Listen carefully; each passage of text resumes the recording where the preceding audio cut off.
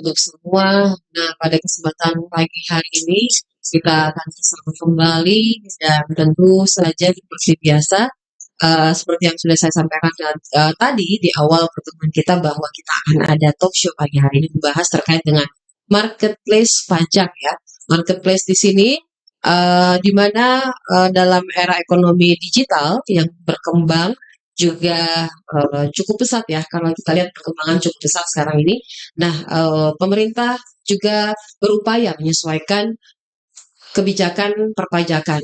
Nah, ini tentu saja kita akan membahasnya pada pagi hari ini. Ada dua narasumber saya yang sudah hadir di sini. Ada Ibu Fitri sebagai fungsional penyuluh ahli muda dari kantor pajak Madya Makassar. Assalamualaikum. Waalaikumsalam, Kak. Apa kabar? Alhamdulillah baik, Kak. Baik kabar. Baik ya. Juga ada Ibu Lia Amsali Amir ya. Ini dari fungsional penyuluh ahli Pratama. Assalamualaikum Ibu. Waalaikumsalam. Ya, apa kabar? Alhamdulillah baik. Baik. Ya, pagi hari ini kita akan bahas soal marketplace jadi pemungut pajak dan sebenarnya kalau kita mengulik ini belum lama ya, belum lama. Setahu saya belum lama. Tapi ini aturan yang sebenarnya bukan aturan baru di pajak. Nah, mungkin bisa dijelaskan dulu dasarnya ini seperti apa biar masyarakat kita juga tahu. Nah, tapi sebelum saya dilanjutkan, ini kita sampaikan bahwa kita juga live di TikTok. Yang mudah-mudahan ada yang bisa berkomen-komen ya, dan kita juga live by YouTube dan juga di streaming kami dan juga radio kami. Silakan Mbak. Oke. Jadi gini, Kak, Ya. hari ini kita akan membahas ya terkait aturan yang baru-baru ini Betul. rilis, itu terkait tentang marketplace, yaitu PMK 37 tahun 2025 ya, Kak. Ya. Nama aturannya agak panjang ya, Kak. Nggak apa-apa saya bacakan ya, Kak. Jadi PMK 37 tahun 2025 yaitu tentang penunjukan pihak lain sebagai pemungut PPh serta tata cara pemungutan, penyetoran dan pelaporan pajak penghasilan yang dipungut oleh pihak lain atas penghasilan yang diterima atau diperoleh pedagang dalam negeri dengan mekanisme perdagangan melalui sistem elektronik. Jadi yang perlu digarisbawahi di sini adalah penunjukan pihak lain untuk memungut penghasilan yang diperoleh oleh pedagang dalam negeri, Kak. Pedagang dalam negeri yang berdagang melalui dengan elektronik atau marketplace biasanya kita kenal gitu. Jadi waktu baru-baru aturan ini terbit banyak banget ya isu-isu ya, Kak, bahwa muncul beban pajak baru lah, Kak, UMKM atau pengusaha kecil dikenakan beban pajak yang lebih. Nah, itu tujuan kami hari ini yaitu untuk memberikan sedikit pencerahan untuk terkait itu, Kak. Iya, karena kan bukan hanya pajak ini saja, tapi kan belum selesai persoalan Cortex, belum selesai persoalan pajak naik 11%, ini muncul lagi dengan yang lain ya. Nah, ini pasti akan menjadi salah satu wacana yang menarik untuk dibahas oleh masyarakat. Nah, mungkin bisa dijelaskan lagi, Mbak. Silakan. Iya, baik. Sebelumnya boleh kita sapa dulu ya. Silakan. Kalau kami biasa menyebutnya kawan pajak nih. Oh, silakan. Ya, oke. Ya, selamat pagi ya kawan pajak yang sudah mengikuti Iya. perbincangan kita ya di pagi hari ini. Tadi udah dijelaskan juga oleh Mbak Fitri ya. Iya. Dasar hukum yang akan kita bahas untuk di pagi hari ini yaitu PMK 37 garing PMK 03 tahun 2025. Masih hot, masih baru rilis. Nah, kenapa ini terbit? Yang perlu disadari nih, yang perlu kita sadari sama-sama bahwa ini yang dibahas di ketentuan ini bukan pajak baru. Betul. Jadi ketentuan ini tidak menerbitkan, tidak membahas pajak baru. Ya. Ketentuan ini hanya membahas pergeseran mekanisme sebenarnya. Pergeseran Ditekankan mekanisme. pergeseran mekanisme Benar, ya. pergeseran mekanisme yang semula pembayaran PPh itu, pajak penghasilan dibayarkan langsung secara mandiri oleh pedagang online, dalam hal ini wajib pajak orang pribadi yang mempunyai usaha dagang online, tadinya membayar sendiri PPh-nya, ini digeser nih mekanisme pembayarannya melalui sistem pemungutan PPh pasal 22 yang dilakukan oleh marketplace yang telah ditunjuk nantinya oleh Kementerian Keuangan, dalam hal ini dikelola oleh Direktorat Jenderal Pajak penunjukannya, seperti itu. Seperti itu. Apakah ini langkah bentuk pengenaan pajak baru atau bukankah ini tadi sudah disampaikan bahwa ini bukan pajak baru, sudah Betul. disampaikan sebelumnya, tapi tidak tersosialisasi dengan baik. Jadi masyarakat belum kayak apa ya, shock gitu. Masih ini ya, Kaget ya karena benar. belum selesai yang sebelum-sebelumnya muncul lagi. Ini beban masyarakat nih banyak sekali nih soal pajak. Iya, Seperti apa nih, Mbak? betul. Tadi sudah Mhm. dijelaskan juga ya Mhm. bahwa sebenarnya latar belakangnya ini baik ya. Semua regulasi itu dibentuk tentunya untuk mengarah lebih baik lagi. Mhm. Tentu saja sama dengan Iya. PMK 37 ini. Jadi sebenarnya dirilisnya kenapa, latar belakangnya apa? Itu yang pertama untuk memberikan kepastian hukum Mhm. secara keadilan, Iya. kemudian biar pedagang online sama juga dengan pedagang offline ya, Offline, ya. tetap membayar pajak. Mhm mhm. Kemudian memberikan kemudahan, Iya. memberikan mekanisme yang lebih sederhana terkait Mhm. pemungutan pajaknya. Mhm. Karena nanti tarifnya kita lebih jelaskan, nanti lebih rinci itu sangat simpel ya. Simpel, oke. Jadi tentu saja memberikan efisiensi dan efektivitas untuk pemungutan pajak. Oke. Dan yang paling penting untuk ketentuan ini tentunya Iya. memberikan sarana wadah Mhm. supaya para wajib pajak dalam hal Mhm. ini yang mungkin dulunya belum Iya. terlalu paham pajak bisa berkontribusi lebih Mhm. kepada pembangunan lewat pembayaran pajaknya yang dipungut oleh marketplace. Apakah ini salah satu bentuk melindungi bagi pelaku UMKM? Bisa iya? Bisa iya dong, iya. Iya. Tentu saja. Tentu saja, heeh. Tentu saja. Mhm. Bentuk perlindungan juga karena kan dengan kepastian hukum seperti ini jadinya jelas, oh saya bayar pajak kok meskipun melalui pemungutan seperti itu. Mhm. Jadi tidak pakai lupa-lupa lagi, Iya. langsung dipungut Langsung pajaknya. dipungut. Betul. Oke. Mbak, mungkin bisa jelaskan ke Mbak Nur Fitri? Iya, silakan. Jadi mungkin saya jelaskan lagi Kak, Iya. apa nih perbedaan sebenarnya sebelum berlakunya Sebelum berlaku. aturannya ini dan setelah berlakunya. Jadi sebelum berlakunya PMK ini kan kita untuk orang pribadi ya Kak, Iya. untuk orang pribadi kan kita mengenal adanya batasan omset Omset. sampai dengan 500 juta itu tidak dikenakan pajak Pajak. ya Kak. Nah setelah berlakunya PMK 37 ini itu masih tetap sama. Jadi tetap ada batasan omset sampai dengan 500 juta tidak dikenakan pajak.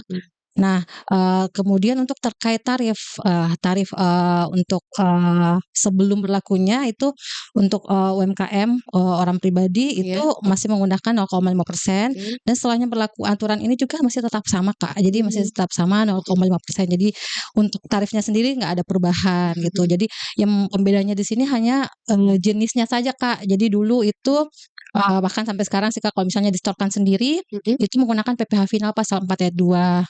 Nah, kalau misalnya dilakukan pemungutan itu pemungutan pasal 22. Kalau misalnya orang pribadi UMKM itu tetap PPh 22 yang sifatnya final gitu. Seperti itu. Ya, ini banyak orang yang tidak sebenarnya pada dasarnya kalau berbicara soal pajak di satu sisi mereka malas menyentuh hal-hal itu. Kenapa? Ya karena kan malas berurusan dengan pajak. Kita tahu sendiri mungkin juga orang-orang pajak juga pasti ketika mereka ataupun masyarakat datang ke pajak buat faktur pajak, laporan pajak itu kan menjadi agak ribet gitu. Jadi orang malas. Nah, ketika ada dengan seperti ini memberikan juga salah satu warna buat masyarakat sendiri dengan adanya aturan baru ini. Tetapi tidak ada perbedaan ya? Tidak ada perbedaan. Iya. Tidak.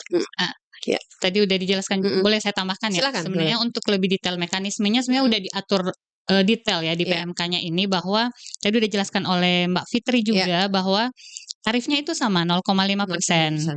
Cuman jenis pajaknya PPh pasal 22. Adapun sifatnya boleh dirinci seperti ini ya.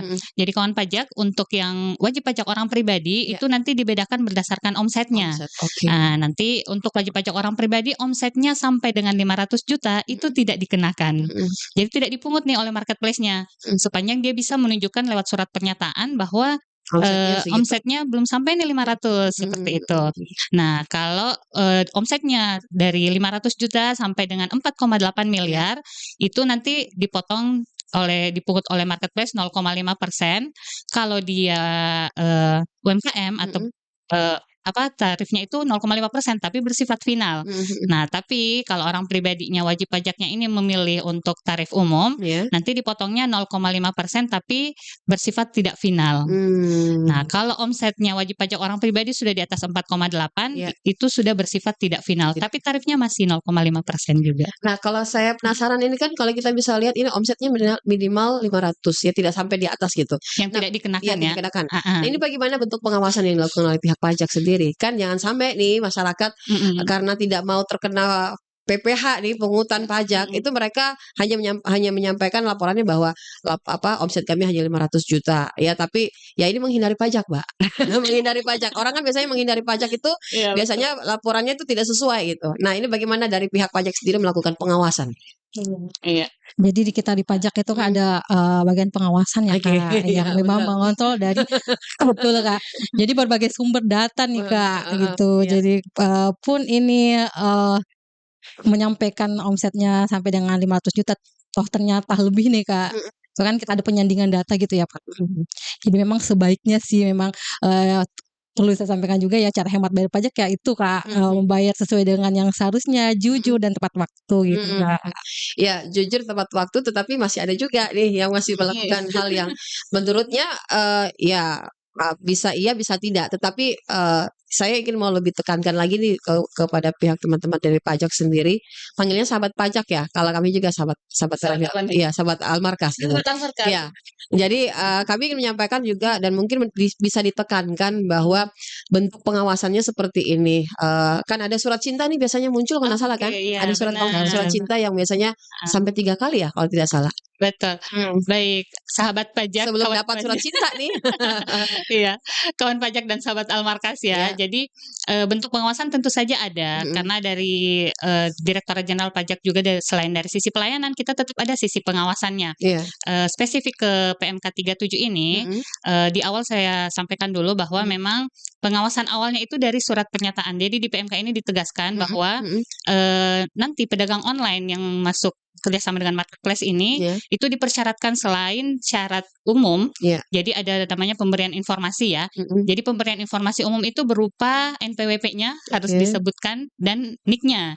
Kemudian nanti ada informasi tambahan juga itu harus diberikan juga kepada marketplace-nya. Informasi tambahan itu berupa apa? Surat pernyataan.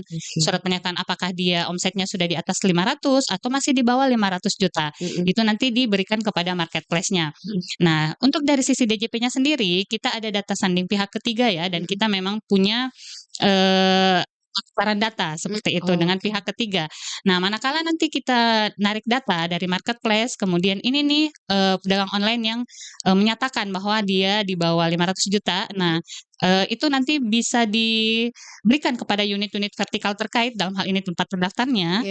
Mungkin nanti bisa diawasin. Ada akun representatif di Direktorat Jenderal Pajak ya, di setiap KPP ada akun representatif dan tentu saja setiap dari pedagang online yang ber-NPWP itu sudah memiliki AR-nya, akun representatif masing-masing yang akan menghubungi betul, yang akan memberikan surat cinta manakala ada yang perlu ditanyakan atau dikonfirm seperti itu. Nah, ini berarti ada kolaborasi yang dibangun nih antara pihak pajak dengan apakah menggandeng pihak lain untuk sama-sama bagaimana memberikan, selain ada tadi dari AR ya yang memberikan surat cinta. Ini kan biasanya kita sebagai masyarakat yang kadang-kadang ya mungkin karena asik berbisnis lupa dengan melihat omsetnya banyak dan juga sudah mulai ini kan pastinya juga mereka kadang-kadang lupa. Surat cinta muncul kadang-kadang diabaikan, surat cinta kedua muncul masih terabaikan. Ini seperti apa? Mungkin ada bentuk edukasi atau sosialisasi yang tersampaikan nih Mbak Fitri maupun juga Mbak Lia. Ini Mbak Fitri mau tambahkan? Jadi memang kami inilah kayak penyuluh yang tentunya memberikan edukasi. Selalu Jadi menyuluh ke masyarakat iya, jadi tujuannya kami seperti itu Kak. Jadi kita sifatnya mencegah ya Kak terjadinya kesalahan-kesalahan itu.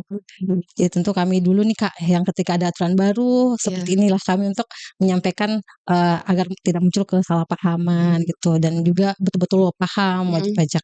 Sejauh ini kalau bisa kami tahu apakah sudah ada yang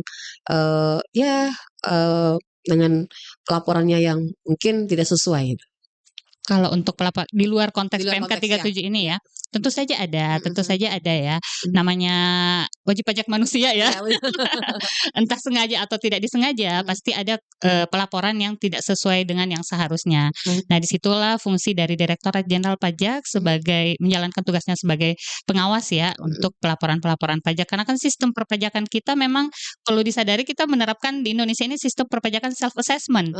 Di mana kita memberikan kebebasan kepada para kawan pajak untuk silakan nih hitung sendiri pajaknya, bayar sendiri pajaknya.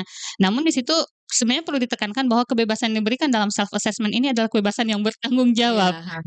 Jadi manakala nanti setelah dilakukan pelaporan oleh para wajib pajak tentu akan masuk ke data Direktorat Jenderal Pajak, diawasin oleh bagian pengawas, dalam hal ini ada namanya seksi pengawasan ya. Nanti kalau misalnya memang tidak sesuai akan dilakukan konfirmasi melalui SP2DK, dikenal surat cinta ya. Betul. Nah, nanti kalau tidak ada respon atau tidak ada itikat baik, nanti akan naik lagi nih ke tingkat pemeriksaan. Nanti dilakukan pemeriksaan oleh fungsional pemeriksa. Ada produk hukum terbit diabaikan, ada lagi tindakan penagihan. Seperti itulah kira-kira ya. Mbak Fitri pada tambahkan? Terkait yang tadi disampaikan Kak Lia terkait yang self assessment, kita kaitkan dengan PMK 37 ini ya. Di sini kita melibatkan marketplace ya Kak. Yang dulunya murni self assessment nih Kak. UMKM ini menghitung sendiri, menyetorkan sendiri gitu Kak. Nah, dengan kita menggandeng marketplace ini itu memudahkan dari sisi kami juga dan sisi wajib pajak sendiri untuk menghitung pajaknya nih Kak. Jadi udah langsung jadi berapa jumlah transaksinya dia udah langsung dipungut gitu. Tapi sejauh ini kalau kan sebelum diberlakukannya, ini apakah pihak pajak juga tetap melakukan pengawasan, dan setelah diberlakukannya ini pasti ada perbedaan gitu. Iya. Tentu saja tetap ada pengawasan sebelum dilakukan PMK 37 ini.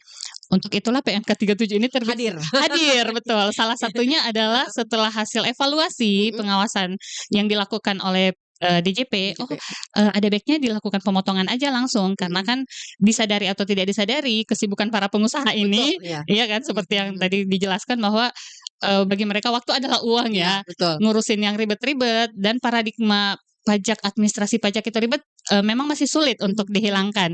Sehingga kita harapkan dengan melibatkan marketplace, motong langsung pajaknya itu tidak tidak menghabiskan banyak waktu lagi bagi para pengusaha kita, pedagang online UMKM ini, yang untuk ngurusin gimana sih motong pajak, bayar pajak, sudah langsung dilakukan oleh marketplace-nya. Seperti itu. Nah, ada kriteria tidak marketplace yang ikut mengambil bagian jadi pemungut pajak ini? Karena mungkin masyarakat juga ingin tahu, mau yang nonton kita maupun yang dengar kita maupun juga yang di TikTok, mungkin ada pengusaha nih yang mungkin omsetnya tidak sampai 500 tapi dia merasa kok ada seperti ini gitu. Silahkan Mbak Lia atau Mbak Fitri. Jadi gini Kak, ada kriteria tertentu ya. Tentunya setelah berlakunya PMK ini juga nanti ada aturan turunannya. Itu Perdirjen ya Kak, dan ada juga nanti keputusan ya untuk terkait dengan marketplace yang menjadi pemungut. Jadi ada SK-nya juga Kak terkait marketplace yang menjadi pemungut. Kemudian terkait kriterianya itu nanti akan melihat batasan nilai transaksi, memenuhi batasan tertentu untuk nilai transaksi, juga jumlah pengaksesnya nih Kak. Jumlah pengakses itu melebihi jumlah tertentu dalam 12 bulan. Nah, ini nanti akan tertuang nih Kak di jumlah tertentunya, itu akan tertuang nanti di aturan turunannya di Pernya Kak. Nah, kemudian untuk terkait dengan kita juga perlu menyampaikan ya Kak terkait dengan ketika terbit SK-nya, misalnya nih Kak diterbitkan SK-nya di pertengahan bulan Agustus. Nah, maka si marketplace ini wajib memungut di awal bulan Kak. Di awal bulan. Jadi dia tidak di awal bulan, jadi memang ada waktu tertentu ya? Ya, jadi mulai berlaku memungutnya tuh Kak di awal bulan berikutnya. Iya, jadi mulai berlaku di awal bulan berikutnya. Misal SK-nya terbit tadi 15 Agustus, berarti 1 September sudah harus mungut PPh pasal 22-nya. Berarti kan selama ini kan yang PPh 21 kan itu hanya untuk para pekerja, nih ternyata juga dilibatkan untuk marketplace ya. Seimbang. Kalau dibilang seimbang. Nah, kriteria ini juga apakah sudah tersosialisasikan nih kepada para marketplace sejauh ini? Nah, itu Kak, kita masih menunggu aturan turunannya terbit ya Kak. Jadi biar lebih jelas gitu. Tapi sejauh ini apakah sebelum aturannya turun nih, turunannya turun nih, bagaimana nih masyarakat sendiri melihat apa yang akan diberlakukan oleh pihak pajak dalam hal ini ya, terkhusus untuk marketplace gitu. Jadi sebelum dirilis nih aturannya, marketplace sendiri dilibatkan dalam keterlibatan ya. Ada keterlibatan. Jadi di kantor pusat itu ada sounding ke marketplace-nya juga. Jadi mereka juga akan ngobrol ya, bagaimana sih dari sisi marketplace-nya, karena kan biar bagaimana di beberapa poin di aturan ini itu diberikan wewenang kepada marketplace, misalnya cara pemberian keterangan informasi. Nah, itu diberikan kepada marketplace. Nah, marketplace nanti yang akan menentukan bagaimana cara pemberian informasinya. Nah, makanya pada saat penyusunan ini marketplace dilibatkan. Marketplace dilibatkan. Tapi ini kan akan diberlakukan per per bulan apa nih? Nanti ditunggu aturan pelaksanaannya karena untuk pelaksanaannya ini nanti seperti tadi syarat untuk marketplace-nya di PMK ini hanya disebutkan akan disebut berdasarkan untuk syarat-syaratnya itu berdasarkan frekuensi tertentunya itu nanti di aturan petunjuk pelaksanaannya sehingga pemberlakuannya nanti menunggu pernya ini berlaku. Sedikit saya tambahkan Kak. Jadi di aturan ini sebenarnya juga sudah ada beberapa teknis ya Kak yang disampaikan terkait apa yang perlu dilakukan marketplace di situ Kak. Jadi misalnya nih Kak akan si penjualnya Kak atau pedagangnya itu akan misalnya membuat tagihan melalui aplikasi si marketplace gitu. Untuk jadi dokumen tagihannya inilah yang nanti menjadi bukti pemungutan gitu Kak. Jadi sudah ada beberapa sih Kak yang diatur di PMK-nya. Berarti ini semua melalui sistem buy online ya semuanya? Iya betul. Semuanya melalui sistem online, sistem yang marketplace pakai sebenarnya. Nah ini kalau kan kita bisa, apakah dari pihak dari pajak sendiri ini bisa mengawasi dari segi transaksi mereka gitu kan? Biasanya itu masuk juga dalam perhatian dari pihak pajak sendiri. Apakah itu juga bagian dari pajak marketplace ketika mereka punya transaksi dalam sehari nih berapa, terus dalam sebulan berapa, itu diakumulasi gitu? Iya, secara real time mungkin tidak ya, tapi nanti ada penarikan data seperti itu. Jadi nanti ada pengiriman data dari marketplace. Kita menunjuk marketplace seperti ini kan sudah jadi mitra, jadi nanti mereka mungkin nanti akan diatur lebih lanjut kapan untuk pengiriman datanya. Tapi sebelum aturan ini berlaku pun marketplace itu sudah kita ada data dari marketplace untuk transaksi yang mereka lakukan. Jadi nanti pasti kedepannya untuk yang ini juga aturan PMK 37 ini nanti akan ada data ke Direktorat Jenderal Pajak terkait transaksi yang dilakukan pedagang dengan marketplace. PMK 37 ini apakah berimbang, maksud saya berimbang dalam hal ini baik untuk dari marketplace-nya sendiri maupun juga dari pihak pajak. Jangan sampai berat sebelah, Mbak. Gitu. Turunannya ini kelihatannya seperti apa nih nanti? Kalau sejauh ini kan belum ada turunannya turun nih, jadi pasti kita masih bertanya-tanya, dari pihak marketplace pun juga bertanya-tanya ini aturannya seperti apa, turunannya akan seperti apa nantinya gitu. Jadi tentu nanti aturan-turunannya ini mengatur prinsip keadilannya Kak dan kemudahan dari kedua belah pihak nih Kak, dari marketplace atau pedagangnya sendiri. Termasuk itu tadi yang saya sampaikan bahwa itu si marketplace itu tidak perlu lagi membuat dokumen-dokumen tertentu. Jadi yang dokumen yang bentuk tagihan yang dibuat oleh pedagang melalui aplikasinya itu sudah merupakan bukti pemungutan. Jadi itu salah satu bentuk kemudahan juga yang diberikan oleh kepada marketplace gitu Kak. Jadi seharusnya sih Kak aturannya itu memang memperhatikan prinsip keadilan dan efisiensi antara keduanya Kak gitu. Kalau di Makassar sendiri coveran dari pihak pajak dari Madya ya? Iya. Ini sejauh mana ini Mbak cover wilayahnya gitu? Untuk Madya Makassar.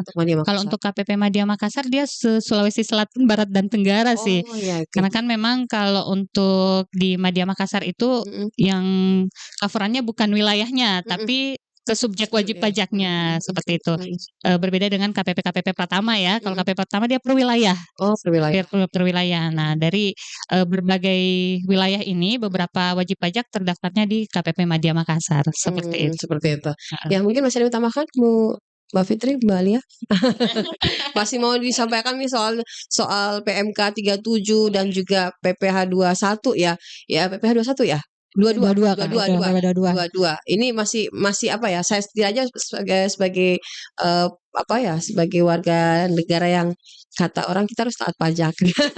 PPH 21 sebelumnya juga kan ini ada kenaikan kalau tidak salah. PPH 21. Apakah benar ada kenaikan PPH 21 sejauh ini? PPH 21 terkait ininya mungkin ya, yang kemarin tren itu perubahan tarif ya. Betul. Pakai tarif efektif rata-rata. Sebenarnya sih tidak ada perubahan. Cuman itu juga pergeseran sebenarnya. Dari yang semula dihitung normal dulu lalu dibagi rata, ini dihitungnya tidak rata setiap bulan mengikuti dengan penghasilannya, tapi nanti penyesuaian di akhir tahun. Jadi sebenarnya untuk totalan akhir tahun tetap sama. Iya, jadi pada prinsipnya Kak aturan-aturan tadi sempat Kakak tanyakan terkait PPH 21 dan 22 itu tujuannya tuh sebenarnya untuk kemudahan ya Kak. Iya. Pada prinsipnya aturan dibuat untuk kemudahan, Betul. penyederhanaan gitu. Ya. Sebenarnya kita sebagai masyarakat kan harus taat nih karena tapi sebagian masyarakat masih menilai bahwa itu awam. Itu maksudnya mereka kurang paham dengan perpajakan, apalagi ketika mereka harus sampai ke kantor pajak itu kan apa ya? Banyak orang yang tidak ingin berurusan dengan pajak. Udah deg-degan duluan ya. Takut kena kena pemanggilan, apalagi kalau sudah dapat surat cinta, sanksi. Itu kan makanya saya tadi menegaskan bentuk pengawasannya seperti apa biar masyarakat juga bisa aware sendiri dengan apa yang mereka lakukan, terkhususnya untuk marketplace. Karena jangan sampai kita ini asik berbisnis tapi lupa dengan apa yang harus kita lakukan, karena pajak itu kan untuk bangun negara kita juga. Betul. Iya benar-benar. Betul sekali Kak. Iya. Jadi memang betul ya. Benar sekali yang dikatakan tadi bahwa masyarakat kita ini baru dengar kata pajak aja udah deg-degan ya. Dan sebenarnya dari Direktorat Jenderal Pajak pun sudah banyak sekali usaha ya untuk meminimalisasi paradigma itu ya. Bagaimana kita bersosialisasi. Nah, sekarang udah ada penyuluh nih. Jadi kayak kami ini ada penyuluh. berdua nih, ada Malia sama Fitri. Benar. Dan kami baik-baik loh. Ramah-ramah ya. Jadi nanti pada saat masuk pintu pertama kali di setiap KPP ya, di setiap KPP bahkan KP2 KP itu sudah ada penyuluh, yang menyapa duluan di helpdesk. Kalau memang ada yang mau dipertanyakan lebih dulu pasti di meja helpdesk ya namanya ya. Itu bisa langsung ditanyakan apa aja di situ gratis, tidak dipungut biaya apapun ya.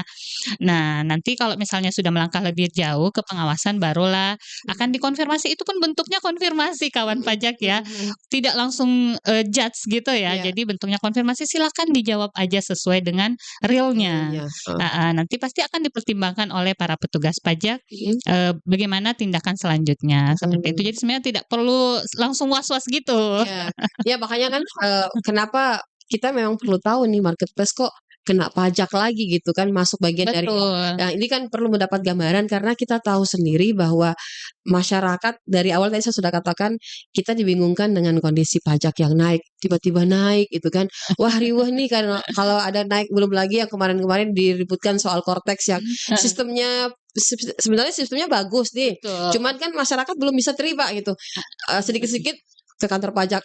Nih gimana Mbak? Ini Bos bagaimana ini urusannya, kan mereka masih bingung, apalagi masyarakat yang memang pada dasarnya tidak mau berurusan dengan pajak, tapi mau tidak mau kita akan menyentuh ke sana. Apalagi kalau gaji Anda sudah di atas 1 juta harus jadi PWP ya. Setahu saya seperti itu. Ya. Jadi ketika ada informasi seperti itu memang sebaiknya ya Kak, sebaiknya dikonfirmasi ke kantor pajak. Jadi kan kita udah banyak sumber ya Kak, sumber informasi. Jadi bisa melalui telepon atau mungkin mengikuti medsos KPP ya Kak. Itu jadi informasi yang valid itu ada di situ. Jadi jangan gampang atau mudah terjebak dengan isu-isu yang berkembang ya Kak. Jadi sebenarnya tujuan aturan itu dibuat kembali lagi bahwa untuk kemudahan dan untuk kebaikan negara kita ya Kak. Jadi tidak ada tujuan untuk memberatkan misalnya masyarakat kecil atau pedagang-pedagang kecil, tidak ada seperti itu Kak. Jadi tujuannya kami memang ada di sini yaitu ketika ada sesuatu yang bingung gitu Kak. Jadi ditanyakan. Ya, kita berdua standby kok Kak di sini di KPP Mahdia itu selalu. Semua KPP pasti ada Kak penyuluhan, dan itu memang pekerjaan kami memberikan edukasi, memberikan informasi gitu Kak. Gitu. Jadi sebaiknya memang ketika ada informasi, ada isu-isu atau ada surat cinta atau ada apa Kak, diklarifikasi dulu nih Kak kebenarannya, apalagi kan sekarang banyak ya Kak. Penipuan segala macam itu pajak ya betul Kak, perlu dikonfirmasi dulu. Langsung confirm aja gitu. Apalagi saya pernah dapat satu telepon tuh mengatasnamakan pajak soal amnesti pajak. Jadi saya kaget kok bisa ya dapat nomor saya. Jadi beruntunglah saya itu menghubungi orang pajak sendiri bahwa ini apa benar nih ada. Padahal itu kan belum di akhir tahun nih pemutihan pajak kan. Jadi saya tanya, ini ada apa benar ada begini? Oh enggak, baru itu bohong, jangan percaya. Jadi memang perlu kita validasi, konfirmasi apakah memang itu benar atau tidak. Jangan sampai kita kena tipu karena mungkin ketidaktahuan kita. Jadi ya mumpung hari ini ada bisa ditanyakan atau didengar, atau bisa langsung ke kantor pajak. Ada Mbak Lia sama Mbak Fitri Betul. yang ramah-ramah ini memberikan arahan soal pajak seperti apa. Terkhusus untuk Anda bagi para pedagang marketplace ya, ini bisa memanfaatkan karena jangan sampai omset Anda di atas 500 juta, awas loh. Ya kayak gitu Kak. Sebenarnya sama Kak, sama ya dengan aturan sebelumnya juga kayak gitu. Ini nih yang biasa didengar nih, Mm-mm. pada saat aturan ini terbit, Ya. saya sempat dengar tuh ada kan kawan-kawan yang katanya, waduh, nambah lagi nih pajaknya, Ya, betul. waduh, marketplace kena pajak kayak gitu-gitu kan. Jadi gini nih, saya boleh kasih contoh Silakan. konkretnya aja ya. Ya. Jadi sahabat Almarkas, kawan pajak, salah satu contoh konkret seperti ini nih. Misal nih ya, misal anggap Tuan A ini Ya. pedagang online nih di Ya. salah satu marketplace, anggaplah si warna orange Ya, gitu kan, anggap marketplace JB gitu kan. Nah, kemudian pedagang ini jual printer misalnya, jual Ya. printer 3 juta, harga 3 juta lewat marketplace. Nah, kemudian dia pakai jasa pengiriman yang sudah di-cover di marketplace-nya itu, Ya. tapi ditanggung oleh si pedagang online Pedagang untuk online. biaya pengirimannya. Anggaplah 50.000. Kemudian biasa kan ada asuransi Ya, lagi. betul. Nah, kemudian ada asuransi lagi, pakai asuransi kan ada perusahaan juga sebenarnya yang Perusahaan, menaungi, tapi masuk ke marketplace itu. Anggaplah kena asuransi 20.000. Nah, si marketplace ini apa yang harus dia lakukan? Nah, anggaplah marketplace JB ini dia memotong PPh pasal 22 0,5% Ya. dari 3 juta penghasilan si Tuan A. Kemudian dia motong lagi 0,5% dari 50.000-nya si perusahaan pengiriman. Dia motong lagi 0,5% dari 20.000-nya si perusahaan asuransi. Ya. Apakah dia bikin dokumen-dokumen yang ribet untuk itu? Tidak. Tidak. Itu semua sudah termuat di invoice-nya. Oke. Jadi sebenarnya itu secara by system aja nanti kita akan melakukan sinkronisasi sistem dengan marketplace. Nah, Seperti itu. ini tergambar dengan jelas nih, bisa dipahami bahwa tidak ada keuntungan satupun, tapi memang ini memberikan kemudahan ya, Betul. memberikan kemudahan Iya. karena ya aturan dibuat itu pasti untuk kemudahan. Betul sekali. Aturan Sekali, dibuat untuk kemudahan untuk jadi lebih Untuk baik. ya. Ini biar lebih tertata lagi dan bisa kita tahu arahnya ini kemana nih pajak kita ya. Benar Oke, sekali. jangan sampai masuk kantong yang lain. Betul. Iya, Semoga ini semuanya langsung masuk kantong negara. Ya, dipastikan Kas masuk ke negara. kas negara, betul Karena Kak. untuk bangun jembatan tuh yang lain-lain tuh kan bangun negara itu kan dari hasil pajak kita ya. Betul Kak. Ya silakan Mbak Lia, yang ini ada yang mau Mbak Lia, Mbak Fitri yang Boleh. mau Silakan, menambahkan. Mbak Fitri, Silakan. mau menambahkan. Jadi memang Kak, marketplace ini kan tujuannya untuk memudahkan ya Kak. Jadi si UMKMI sendiri atau pedagang sendiri itu sudah terintegrasi nih Kak melalui platform itu. Platform. Jadi untuk perhitungannya sendiri kan udah langsung diketarik Kak di Iya. marketplace gitu. Kan biasanya nih kalau kita apa ya, kalau kita belanja itu kan biasanya tidak lagi sudah apa ya, include dengan semuanya nih, include dengan. Nah, itu Betul. mungkin sudah masuk dalam situ Iya, ya. sudah Sudah Kak, include, Jadi iya. kayak seperti yang tadi sampaikan kalian kan udah ada beberapa di dalam biaya-biayanya juga tuh termasuk bagian dari marketplace untuk memungutnya Kak gitu. Kayak biaya asuransi, pengiriman. Iya. Tapi kalau ada marketplace yang tidak menginkludkan di dalam itu bagaimana Mbak? Nanti base system itu udah include, udah langsung masuk. Makanya nanti ini sedang dibicarakan dengan marketplace-nya bagaimana cara aplikasi apa atau sinkronisasi seperti apa sih yang perlu dilakukan untuk mengimplementasikan peraturan ini.